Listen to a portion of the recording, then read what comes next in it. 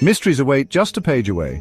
Ready to dive in? Welcome to The Book Reader, where stories unfold one enchanting page at a time. Subscribe now and unlock the magic.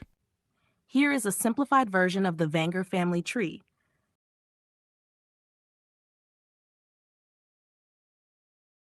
Part 1. Incentive. Chapter 6. Thursday, December 26th.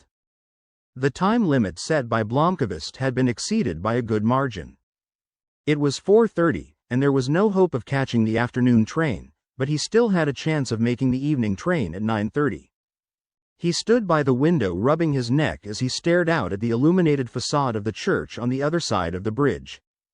Vanger had shown him a scrapbook with articles from both the local newspaper and the national media. There had been quite a bit of media interest for a while. Girl from noted industrialist's family disappears. But when no body was found and there was no breakthrough in the investigation, interest gradually waned. Despite the fact that a prominent family was involved, 36 years later the case of Harriet Vanger was all but forgotten. The prevailing theory in articles from the late 60s seemed to be that she drowned and was swept out to sea, a tragedy, but something that could happen to any family. Blomkvist had been fascinated by the old man's account, but when Vanger excused himself to go to the bathroom, his skepticism returned. The old man had still not got to the end, and Blomkvist had finally promised to listen to the whole story. "What do you think happened to her?" he said when Vanger came back into the room. Normally there were some 25 people living here year-round, but because of the family gathering there were more than 60 on Hedeby Island that day. Of these, between 20 and 25 can be ruled out, pretty much so. I believe that of those remaining, someone, and in all likelihood it was someone from the family, killed Harriet and hid the body. I have a dozen objections to that. Let's hear them. Well, the first one is that even if someone hid her body, it should have been found if the search was as thorough as the one you described. To tell you the truth, the search was even more extensive than I've described. It wasn't until I began to think of Harriet as a murder victim that I realized several ways in which her body could have disappeared. I can't prove this, but it's at least within the realm of possibility. Tell me. Harriet went missing sometime around 3 o'clock that afternoon. At about 2:55 she was seen by Pastor Falk, who was hurrying to the bridge. At almost exactly the same time a photographer arrived from the local paper, and for the next hour he took a great number of pictures of the drama. We, the police, examined the photographs and confirmed that Harriet was not in any one of them. But every other person in town was seen in at least one, apart from very small children. Vanger took out another album and placed it on the table. These are pictures from that day. The first one was taken in Hedestad during the Children's Day Parade. The same photographer took it around 1:15 p.m., and Harriet is there in it. The photograph was taken from the second floor of a building and showed a street along which the parade, clowns on trucks and girls in bathing suits, had just passed. Spectators thronged the pavements. Vanger pointed at a figure in the crowd. That's Harriet. It's about 2 hours before she will disappear. She's with some of her school friends in town. This is the last picture taken of her. But there's one more interesting shot. Vanger leafed through the pages. The album contained about 180 pictures, 5 rolls, from the crash on the bridge. After having heard the account, it was almost too much to suddenly see it in the form of sharp black and white images. The photographer was a professional who had managed to capture the turmoil surrounding the accident. A large number of the pictures focused on the activities around the overturned tanker truck.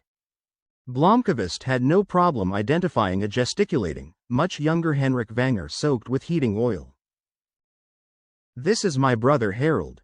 The old man pointed to a man in shirt sleeves bending forward and pointing at something inside the wreck of Aronson's car.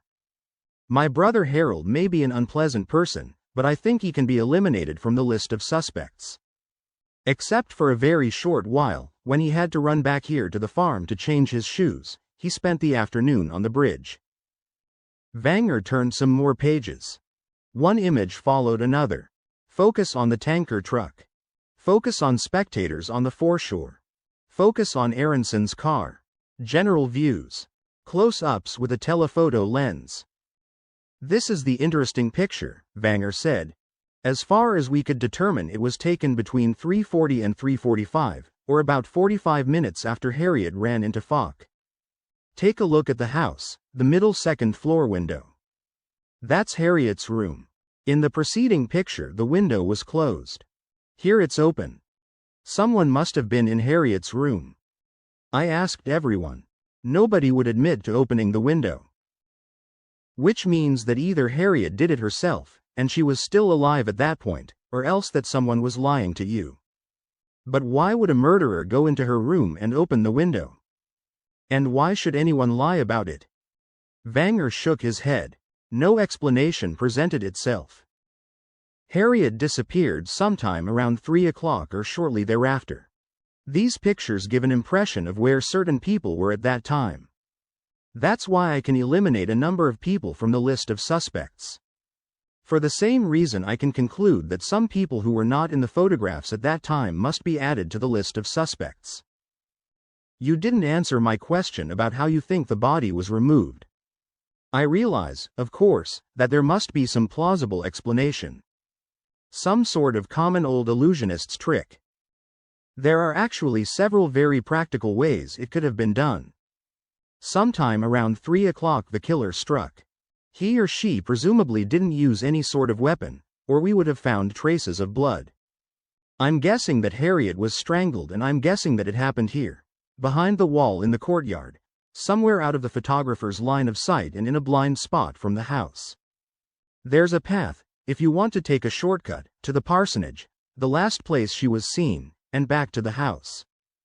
Today there's a small flower bed and lawn there, but in the 60s it was a graveled area used for parking. All the killer had to do was open the boot of a car and put Harriet inside. When we began searching the island the next day, nobody was thinking that a crime had been committed. We focused on the shorelines, the buildings, and the woods closest to the village. So nobody was checking the boots of cars. And by the following evening the killer would have been free to get in his car and drive across the bridge to hide the body somewhere else. Right under the noses of everyone involved in the search. If that's the way it happened, we're talking about a cold-blooded bastard. Vanger gave a bitter laugh. You just gave an apt description of quite a few members of the Vanger family. They continued their discussion over supper at 6 o'clock. Anna served roast hare with currant jelly and potatoes. Vanger poured a robust red wine. Blomkvist still had plenty of time to make the last train. He thought it was about time to sum things up. It's a fascinating story you've been telling me, I admit it. But I still don't know why you wanted me to hear it. I told you. I want to nail the swine who murdered Harriet. And I want to hire you to find out who it was. Why? Vanger put down his knife and fork. Michael, for 36 years I've driven myself crazy wondering what happened to Harriet. I've devoted more and more of my time to it. He fell silent and took off his glasses, scrutinizing some invisible speck of dirt on the lens. Then he raised his eyes and looked at Blomkvist. To be completely honest with you, Harriet's disappearance was the reason why gradually I withdrew from the firm's management. I lost all motivation. I knew that there was a killer somewhere nearby, and the worrying and searching for the truth began to affect my work. The worst thing is that the burden didn't get any lighter over time, on the contrary. Around 1970 I had a period when I just wanted to be left alone. Then Martin joined the board of directors, and he had to take on more and more of my work. In 1976 I retired and Martin took over as CEO. I still have a seat on the board, but I haven't sailed many knots since I turned 50. For the last 36 years not a day has passed that I have not pondered Harriet's disappearance. You may think I'm obsessed with it, at least most of my relatives think so. It was a horrific event. More than that, it ruined my life. That's something I've become more aware of as time has passed. Do you have a good sense of yourself? I think so, yes. I do too. I can't forget what happened.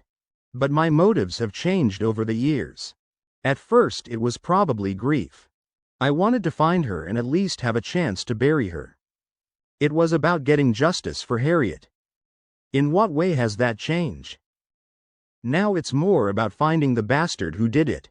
But the funny thing is, the older I get, the more of an all-absorbing hobby it has become.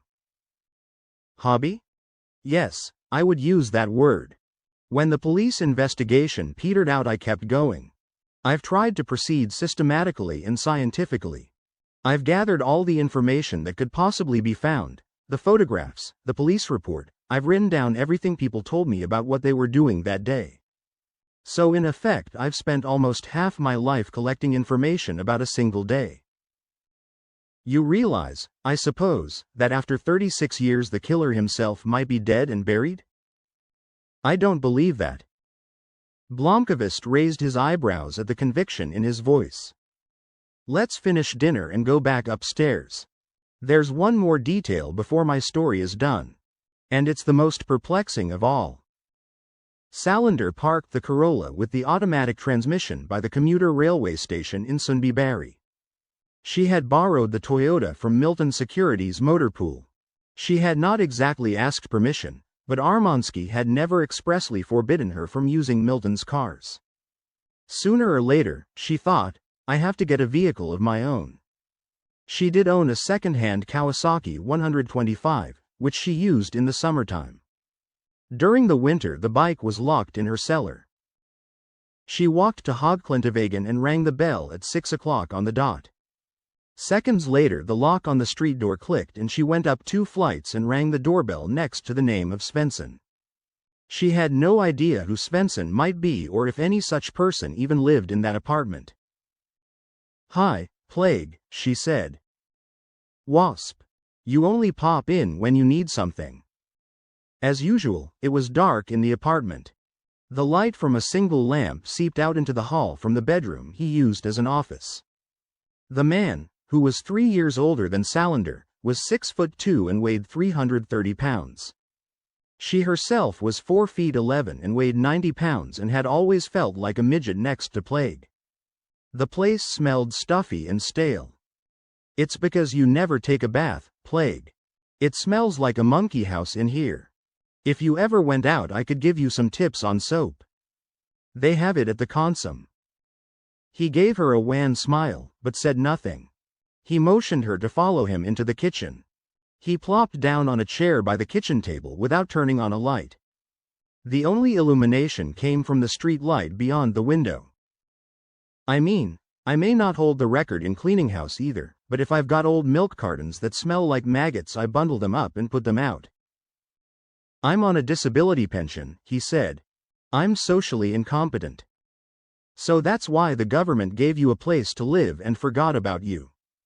Aren't you ever afraid that your neighbors are going to complain to the inspectors? Then you might fetch up in the funny farm.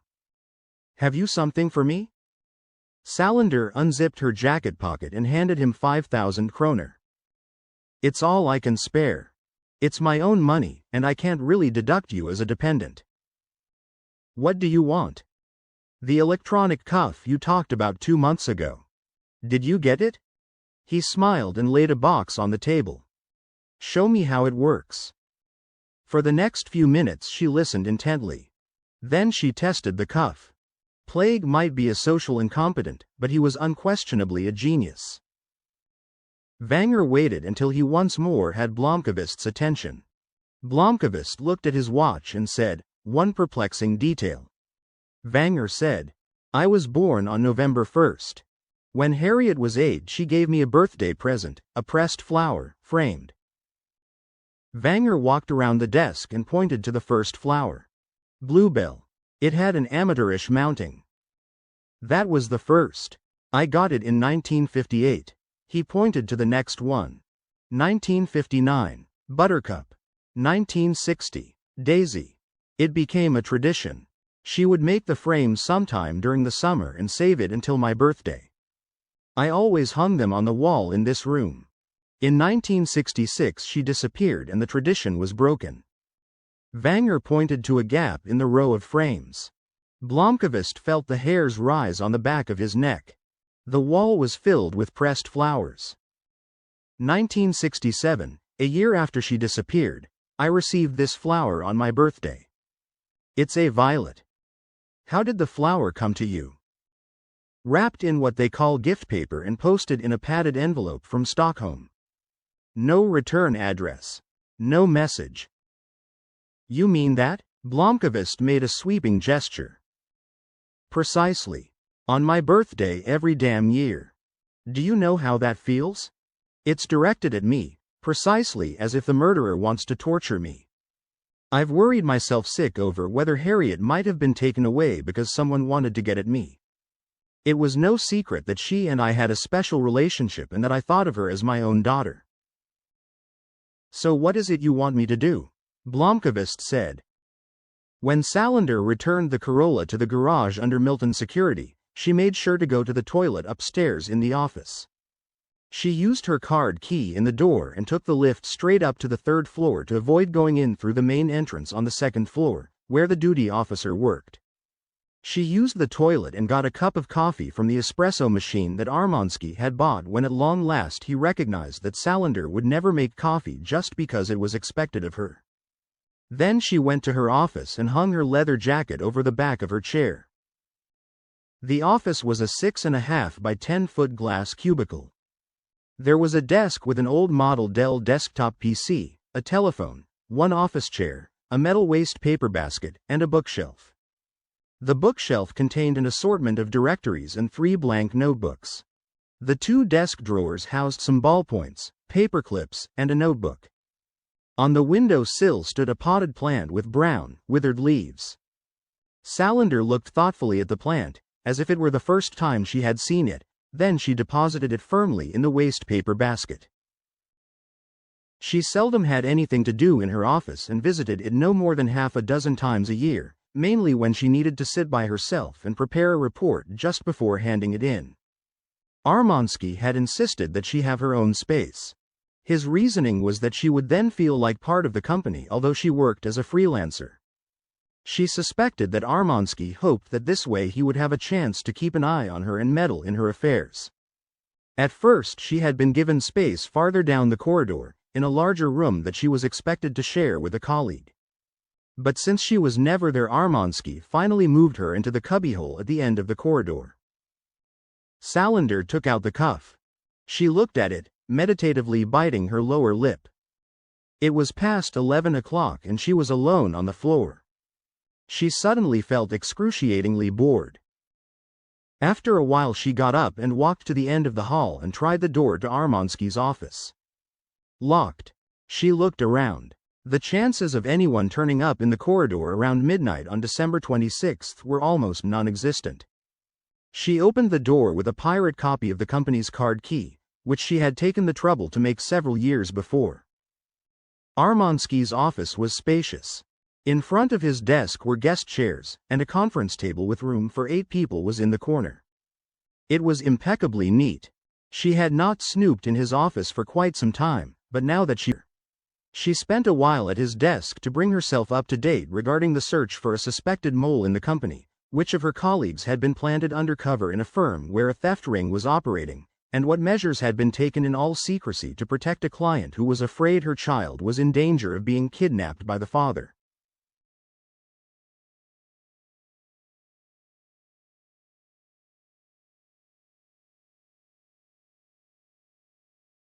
At last she put the papers back precisely the way they were, locked Armansky's door, and walked home. She felt satisfied with her day.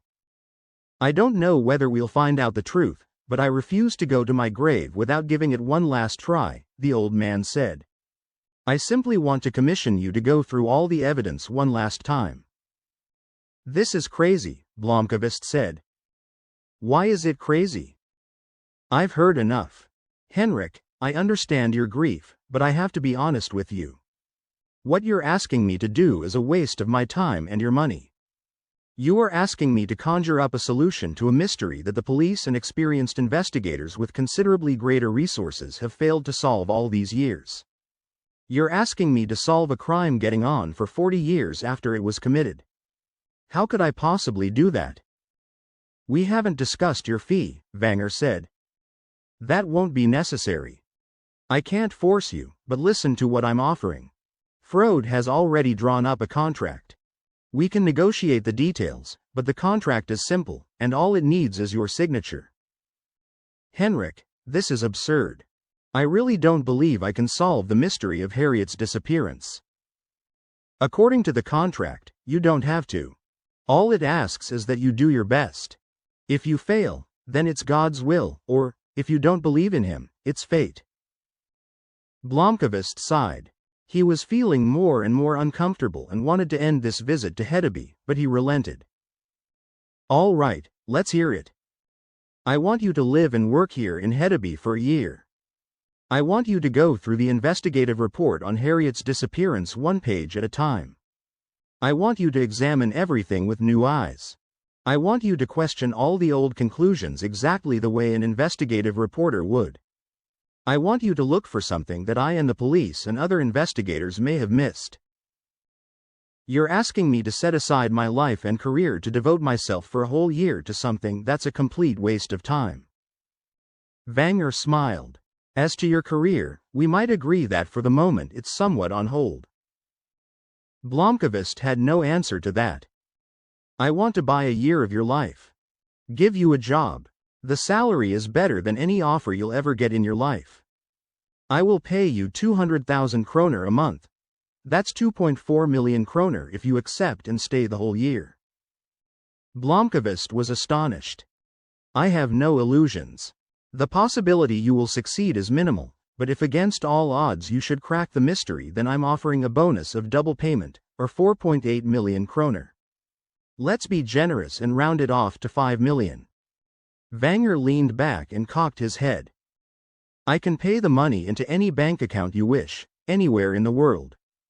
You can also take the money in cash in a suitcase, so it's up to you whether you want to report the income to the tax authorities. This is not healthy, Blomkvist stammered. Why so? Vanger said calmly. I'm 82 and still in full possession of my faculties. I have a large personal fortune. I can spend it any way I want. I have no children and absolutely no desire to leave any money to relatives I despise. I've made my last will and testament. I'll be giving the bulk of my fortune to the World Wildlife Fund. A few people who are close to me will receive significant amounts, including Anna. Blomkvist shook his head. Try to understand me, Vanger said. I'm a man who's going to die soon. There's one thing in the world I want to have, and that's an answer to this question that has plagued me for half my life. I don't expect to find the answer, but I do have resources to make one last attempt. Is that unreasonable? I owe it to Harriet. And I owe it to myself. You'll be paying me several million kroner for nothing. All I need to do is sign the contract and then twiddle my thumbs for a year. You wouldn't do that. On the contrary, you'll work harder than you've ever worked in your life. How can you be so sure? Because I can offer you something that you can't buy for any price, but which you want more than anything in the world. And what would that be? Vanger's eyes narrowed. I can give you Hans Erik Wennerström. I can prove that he's a swindler.